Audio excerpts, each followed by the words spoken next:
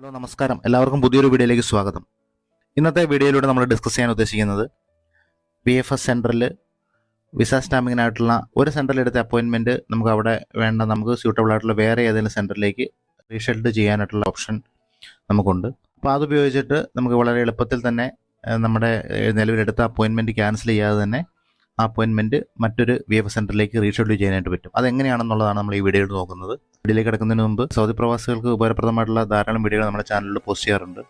നിങ്ങൾ ചാനൽ നിങ്ങൾ വിസിറ്റ് ചെയ്ത് നോക്കുക. പ്രേരകമാണെന്ന് തോന്നിയാൽ ചാനൽ സബ്സ്ക്രൈബ് ചെയ്ത് സപ്പോർട്ട് ചെയ്യാനും, അതുപോലെ നിങ്ങളുടെ സുഹൃത്തുക്കൾക്ക് ഈ ടോപ്പിക്ക് ഉപകാരപ്പെടുമെങ്കിൽ അവർക്കൊന്ന് ഷെയർ കൊടുക്കാനും മറക്കാതിരിക്കുക. അതുപോലെ തന്നെ നിങ്ങളുടെ വിലയേറിയ സംശയങ്ങളും നിർദ്ദേശങ്ങളും കമൻറ്റ് ബോക്സിൽ പങ്കുവയ്ക്കുക. അപ്പോൾ നമുക്ക് നേരെ ഇതെങ്ങനെയാണ് റീഷെഡ്യൂൾ ചെയ്യുന്നത് നോക്കാം.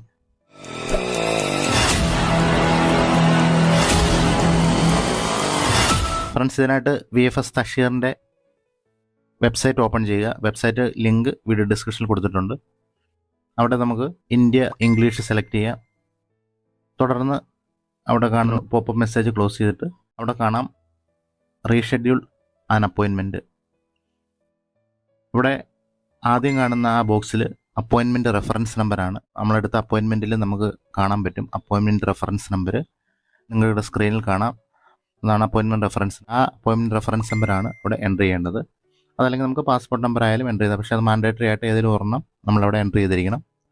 തുടർന്ന് കാണുന്ന കോളത്തിൽ ഡേറ്റ് ഓഫ് ബർത്ത്, ആർക്ക് വേണ്ടിയിട്ടാണോ അപ്പോയിൻമെൻറ്റ് എടുത്തത് അവരുടെ ഡേറ്റ് ഓഫ് ബർത്ത്, അത് ഡേറ്റ്, മന്ത്, ഇയർ എന്ന ക്രമത്തിൽ ആ ഡേറ്റ് ഓഫ് ബർത്ത് എൻ്റർ ചെയ്യുക. തുടർന്ന് I am not a robot എന്ന് പറഞ്ഞുള്ള ആ ക്യാപ്ച ക്ലിക്ക് ചെയ്ത് തുടർന്ന് സബ്മിറ്റ് കൊടുക്കുക.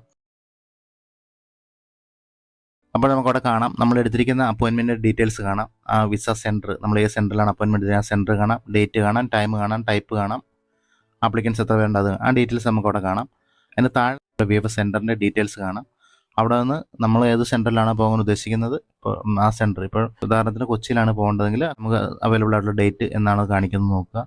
ആ ഡേറ്റ് അവിടെ നിന്ന് സെലക്ട് ചെയ്യുക. ഈ രീതിയിൽ നമുക്ക് നമ്മൾ സെലക്ട് ചെയ്ത സൗദി മിഷന് കീഴിലുള്ള ഏത് VFS സെൻറ്ററിലേക്കും നമുക്ക് അങ്ങോട്ടും ഇങ്ങോട്ടും ചേഞ്ച് ചെയ്യാനായിട്ട് സാധിക്കുന്നതാണ്. ഇപ്പോൾ കൊച്ചിയിലെടുത്തവർക്ക് കോഴിക്കോട്ടേക്ക് ചേഞ്ച് ചെയ്യാം, കോഴിക്കോട് എടുത്തവർക്ക് കൊച്ചിയിലേക്ക് ചേഞ്ച് ചെയ്യാം. ഡേറ്റിൻ്റെ അവൈലബിലിറ്റി അനുസരിച്ച് അങ്ങനെ ഏത് സെൻറ്ററിലേക്ക് നമുക്ക് മാറ്റാവുന്നതാണ്.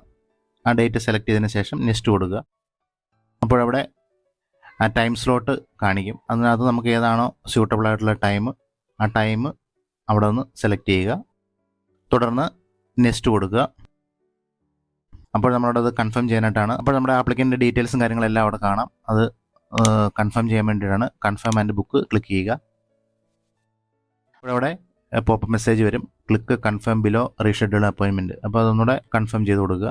അപ്പോൾ ഇൻ പ്രോഗ്രസ് എന്ന് പറഞ്ഞ് വരും. അപ്പോൾ your appointment has been reschedule successful എന്ന് പറഞ്ഞ് കാണാം.